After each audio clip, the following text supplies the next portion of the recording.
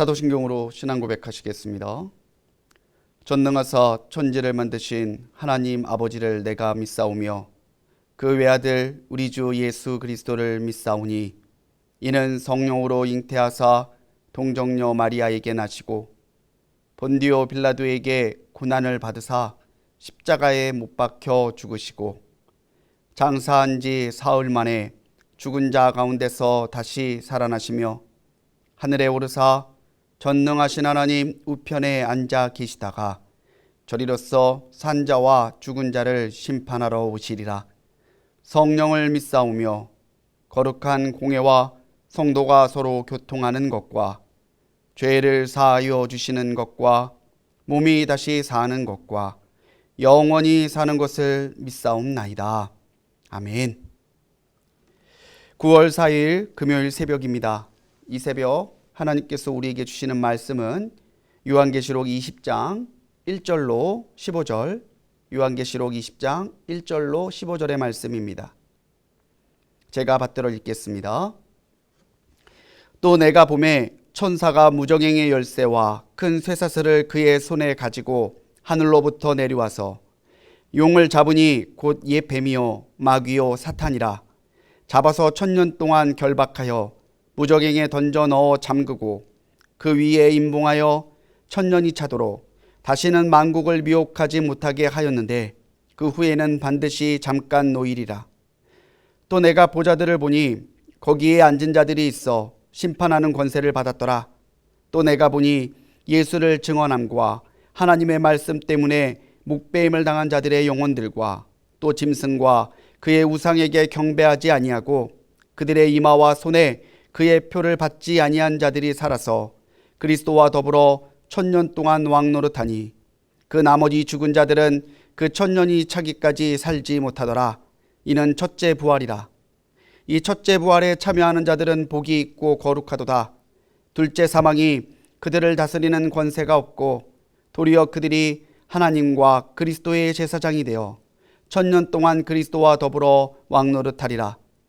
1000년이 참에 사탄이 그 옥에서 놓여 나와서 땅의 사방 백성 곧 곡과 마곡을 미혹하고 모아 싸움을 붙이리니 그 수가 바다의 모래 같으리라. 그들이 지면에 널리 퍼져 성도들의 진과 사랑하시는 성을 두루매 하늘에서 불이 내려와 그들을 태워버리고 또 그들을 미혹하는 마귀가 불과 유황못에 던져지니 거기는 그 짐승과 거짓 선지자도 있어 세세토록 밤낮 괴로움을 받으리라. 또 내가 크고 흰 보좌와 그 위에 앉으신 이를 보니 땅과 하늘이 그 앞에서 피하여 간데 없더라.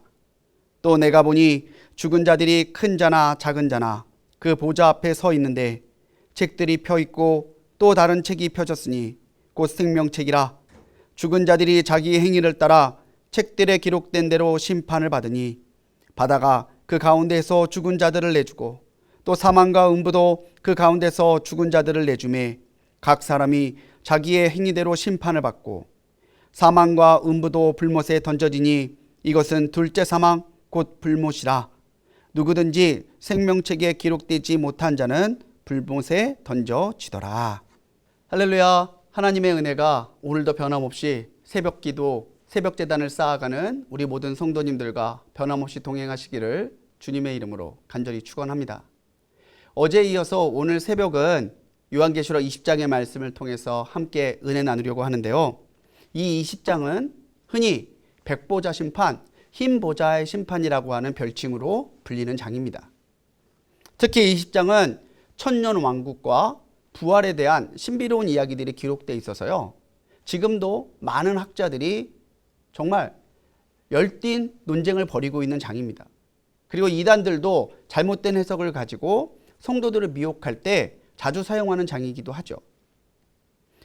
오랜 시간 동안 이렇게 격한 논쟁이 있었던 20장인데 중요한 것은 분명하게 하나님이 일으키시는 마지막 심판의 때가 온다는 사실입니다. 어떠한 방식으로 하나님께서 심판을 일으키실지 그때가 돼봐야 명확하게 알 수 있겠죠. 천년왕국도 부활도 하나님이 어떠한 방식으로 그것을 이루실지는 가봐야 아는 걸 거예요. 하지만 어떠한 방식이냐는 그렇게 다양한 해석이 있을지 모르겠지만 분명한 사실은 심판은 반드시 있다는 것입니다. 그래서 오늘 요한계시록 20장의 말씀은 심판은 반드시 있습니다 라는 제목으로 함께 말씀을 나누려고 합니다. 오늘 20장에서 천사는요, 쇠사슬과 무저갱의 열쇠를 가지고 와서 옛 하와를 유혹했던 옛뱀 사탄을 결박해서 천년이 차도록 만국을 미혹하지 못하게 하는데요, 나중에 이 용이 잠깐 놓이게 될 것이다 라고 말을 합니다. 벌써부터 해석이 어렵죠. 그래서 학자들의 의견이 이렇게 분분한 거예요. 전통적으로 청년왕국에 대한 신학적 견해는요, 아직도 결론이 안 났어요. 제 생각에는 안 날 것 같아요. 요한의 환상도 있는 그대로의 사건을 우리에게 기록한 것이라기보다는 하나님께서 마지막 때에 일으키실 일들을 상징적으로 보여준 것을 요한 시대, 그 시대의 사람들의 상식과 우주관을 가지고 설명한 것이기 때문에 현대를 살아가는 우리들이 요한의 기록을 보고도 명확하게 알기라는 것은 쉬운 일이 아닙니다. 먼저는 천년왕국에 대한 견해를 잠깐 말씀드릴게요. 천년왕국에 대해서 언제 천년왕국이 이루어지느냐, 거기에 대해서 처음에는 무천년설이 있습니다. 그러니까 천년왕국이 눈에 보이는 왕국이 아니다라는 거죠. 영적으로 해석해서 주님께서 재림하시는 그때까지 이어지는 이 시간, 지금의 이 시간이 천년왕국이 지속되고 있다라고 이해하는 설입니다. 전천년설은 예수님이 천년왕국 전에 오셔서 이 천년왕국을 이루신다는 거예요. 재림하셔서. 마지막으로 후천년설이 있는데, 후천년설은 천년왕국이 있고 나서 주님이 재림하신다는 이론입니다. 이 천년왕국에 대한 견해만으로도 정말 많은 논쟁이 있겠죠. 무엇이 옳은지는 정확하게 결단을 내릴 수 없겠지만 중요한 것은 지금 이 세상이 하나님의 섭리 가운데 진행되고 있다는 것을 말해주고 있는 것입니다. 그러니까 세상은 그냥 무의미하게 흘러가고 있는 게 아니라 하나님께서 정하신 구원의 그 마지막 사건까지를 향해서 흘러가고 달려가고 있다는 거죠. 부활에 대한 얘기도 마찬가지입니다. 부활을 여기서는 구분을 해요. 첫째 부활은 육신은 죽고 천국에서 영생을 얻는 부활을 의미합니다. 둘째 부활이라는 말이 쓰여 있지 않지만 둘째 부활이라고 하는 것은 바울이 말한 대로 거룩한 몸을 입고 주님 앞에 부활하는 영원한 부활이라고 말할 수 있습니다. 첫째 부활이 있다는 것은 첫째 사망이 있다는 얘기일 거고요. 둘째 부활이 있다는 것은 둘째 사망이 있다는 얘기겠죠. 첫째 사망은 뭡니까? 우리가 육신으로 겪게 되는 육적인 죽음을 이야기합니다. 그래서 주님을 위해 말씀을 전하다가 또는 순교를 당하다가 짐승과 그 우상에게 경배하지 아니하고 그 표를 받지 않고 믿음을 지킨 사람들이 육신의 죽음을 겪게 되는, 그게 첫 번째 사망이에요. 이 사람들은 첫 번째 부활, 죽음을 이기고 천국에서 주시는 하나님의 안식에 들어갈 수 있다는 거죠. 둘째 사망은 이제 하나님의 모든 심판이 끝나고 끝까지 사탄과 싸우고 주님이 오실 때까지 주님의 편에 서서 의로움을 인정받은 모든 성도들이 최후에 이르게 되는 사망을 이야기합니다. 그러니까 둘째 부활로 참여한 사람들은 영원한 죽음, 둘째 사망에는 이르지 않게 되는 거죠. 좀 어려운 이야기지만 분명한 것은요, 생명의 주관자는 하나님이시라는 거예요.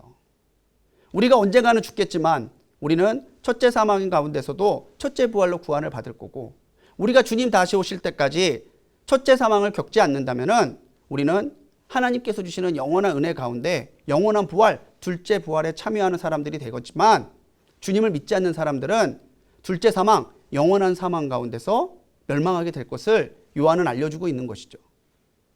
그래서 믿음 안에 서 있는 성도들은요, 주님이 다시 사신 것처럼 나도 부활할 것이다라고 하는 분명한 믿음을 가지고 살아가야 합니다. 부활의 신앙, 주님이 다시 오셔서 모든 것을 바로잡을 것을 확신하는 재림의 신앙이 있는 그 성도에게는 주님께서는 예수님의 왕권을 나누어 주시고 함께 주님과 다스릴 수 있는 권세를 주신다고 약속하고 있습니다. 우리는 부활을 믿습니다. 우리가 그리스도 안에서 죽는다면은 첫째 부활에 참여할 것이고요. 우리가 살아있는 동안에 종말이 온다면요, 우리는 영원한 부활인 둘째 부활에 참여하게 될 것입니다.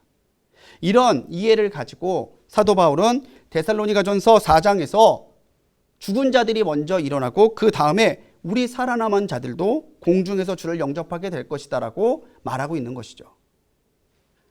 천년왕국과 부활이 어떻게 일어날지는 그때가 돼 보아야 알겠지만, 우리는 어떠한 방법, 어떠한 때에 그런 일이 일어난다 할지라도 하나님의 심판과 하나님의 부활은 분명히 일어날 것을 믿음으로 확신하고, 오늘도 부활의 신앙, 재림의 신앙을 가지고 흔들림 없이 믿음의 길을 걸어가야 될 줄로 믿습니다. 오늘 19장처럼 20장에도요, 최후의 승리가 약속되어 있어요. 19장에서는 사탄의 권세를 받은 짐승과 음녀, 거짓 선지자들과의 영적인 대결에서 승리할 것이 예언되어 있지만, 오늘 20장에서는요, 재림하셔서 심판하시는 예수님으로 인해 악 자체인 사탄에게 최후의 승리를 얻게 될 것을 우리에게 알려주고 있습니다. 왜 결박한 사탄이 놓이게 되나? 사탄이 놓이지 않으면 이런 혼란도 없을 텐데, 그런 생각이 드실 수도 있는데, 여기에 대해서도 의견이 굉장히 나누어져요. 사탄이 잠깐 놓인다라고 하는 것은 하나님의 권세가 불완전하다거나 사탄이 하나님과 필적할 만한 그런 존재라는 뜻이 아닙니다. 오히려 20장에서 사탄이 결박된 것은요, 사탄이 잠깐 활동을 제한당한 거지 멸망한 것은 아니죠. 불완전한 상태라는 거예요. 사탄은 끊임없이 성도들을 무너뜨리려고 우는 사자와 같이 틈을 봅니다. 대부분의 학자들은 사탄이 풀려났다는 것을 하나님이 사탄을 통제 못한다는 의미가 아니라 사탄이 마지막으로 하나님 앞에 저항하는 것이다라고 이야기를 해요. 이제 마지막으로 오늘 말씀에 나와 있는 대로 사탄은 곡과 마곡, 땅의 백성들을 미혹해서 하나님께 대적하고 교회를 공격하기 위해서 마지막 전쟁을 준비합니다. 곡과 마곡은 에스겔서 38장, 39장에도 나와 있는데요. 땅의 백성이라는 설명에서도 알 수 있듯이 사탄의 편에서 하나님을 대적하는 세력들을 통칭하는 말이죠. 하지만 성도들과 교회들을 포위하고 위협하는 사탄의 공격 가운데서도요, 오히려 하늘에서 내려지는 불로 상징되는 하나님의 권능과 하나님의 도우심으로 그들은 불태워지고, 사단은 짐승과 거짓 선지자들이 19장에서 말했던 그 떨어진 유황 불못에 떨어져서 멸망하게 돼요. 이 최후의 심판이, 마지막 멸망이 뒤 21장 8절에서도 언급이 됩니다. 우리에게는 승리가 약속되어 있습니다. 마지막 때까지 영적 전쟁은 계속될 겁니다. 그러니 깨어있는 신앙으로 우리는 살아야 될 것이고요. 사탄에게 둘러싸여서 고난받고 공격받는 것 같은 어려움이 분명히 우리에게 있겠지만, 분명히 하나님은 그 가운데서도 우리에게 약속하신 의의 최후의 승리를 허락하실 것을 믿음으로 바라보고 나가는 믿음의 담대함이 필요하다는 거예요. 두려워하지 마십시오. 우리는 이미 이겨놓고 싸우는 승리를 약속받은 주님의 사람들입니다. 오늘 하루도 나는 위의 마지막 승리가 약속되어 있는 사람이라는 분명한 믿음을 가지고 담대하게 살아가는 우리 성도님들이 되시기 바라요. 오늘 20장 마지막 말씀에서는요, 생명책이 나옵니다. 사탄이 결박돼서 무정행에 갇혀 멸망했죠. 이제 11절에서는요, 예수님의 법정이 열립니다. 주님의 권능과 거룩함을 상징하는 흰 보좌가 놓여졌고요. 거기에 주님이 앉으셨을 때 땅과 하늘마저도 없어져요. 이제 옛것은 지나고 주님께서 완성하시는 마지막 심판의 때가 오는 거죠. 주님의 심판은 누구도 피할 수 없습니다. 우리들도 주님 앞에 서는 날이 분명히 있을 거예요. 재판은요, 의와 불의를 가리는 곳이죠. 의로운 자는 의롭다고 인정받는 곳이고, 불의한 자는 형벌을 받는 자리입니다. 우리가 믿음에 의해서서 주님만을 따르고 있다면 주님의 재판, 주님께서 베푸시는 재판정에서 우리는 두려워할 것이 하나도 없다는 거죠. 이때 두 권의 책이 펼쳐집니다. 첫 번째 책은요, 다니엘 7장 10절에서 나왔듯이 행위가 기록된 책이고요. 또 다른 책은 구원받은 사람들의 이름이 기록되어 있는 생명책입니다. 이미 죽은 자들도 살아있던 자들도 그 책에 기록된 행위로 하나님의 심판을 받습니다. 생명책에 기록된 이들은 영생을, 그렇지 못한 사람들은 사탄이 던져진 불못에 같이 던져져서 사단과 함께 멸망하게 되는 거죠. 그러니까 우리의 마지막은 영원한 생명이냐 영원한 벌이냐 둘 중에 하나밖에 없다는 거예요. 15절에서 누구든지라고 말하는 것을 주목해야 됩니다. 예외가 없다는 거예요. 우리는 오직 생명책에 기록돼서 영생을 얻든지 아니면 생명책에 누락돼서 영원한 생명에서 제외되든지 둘 중에 하나밖에 없는 결론을 살아가는 거예요. 교회가 공격받고 신앙이 흔들리고 세상이 조롱을 받는 어지러운 시기를 살고 있습니다. 내일도 장담할 수 없는 불안한 시기를 살아가죠. 하지만 분명한 것은 하나님의 심판은 있습니다.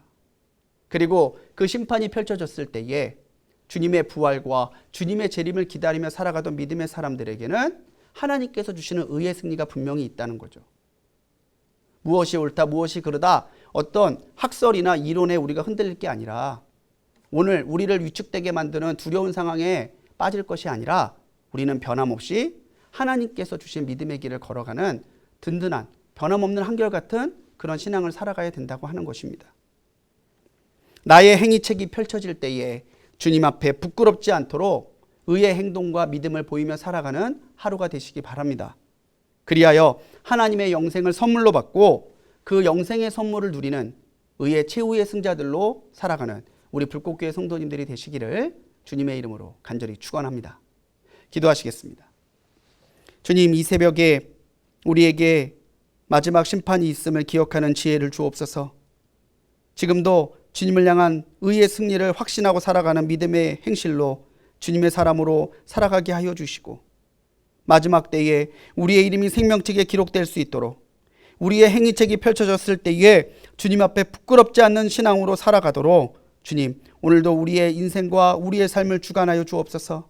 우리의 믿음이 흔들리지 않도록 붙잡아 주시고 주님께서 의의 승리를 일으키시는 마지막 심판의 때까지 한결같은 믿음으로 살아가는 우리 불꽃교회 성도들이 되도록 역사하여 주옵소서. 우리를 구원하신 예수님의 이름으로 간절히 기도드렸습니다. 아멘. 하늘에 계신 우리 아버지여, 이름이 거룩히 여김을 받으시오며 나라의 임하옵시며 뜻이 하늘에서 이룬 것 같이 땅에서도 이루어지이다. 오늘날 우리에게 일용할 양식을 주옵시고 우리가 우리에게 죄 지은 자를 사하여 준 것 같이 우리 죄를 사하여 주옵시고 우리를 시험에 들게 하지 마옵시고 다만 악에서 구하옵소서. 대개 나라와 권세와 영광이 아버지께 영원히 있사옵나이다. 아멘.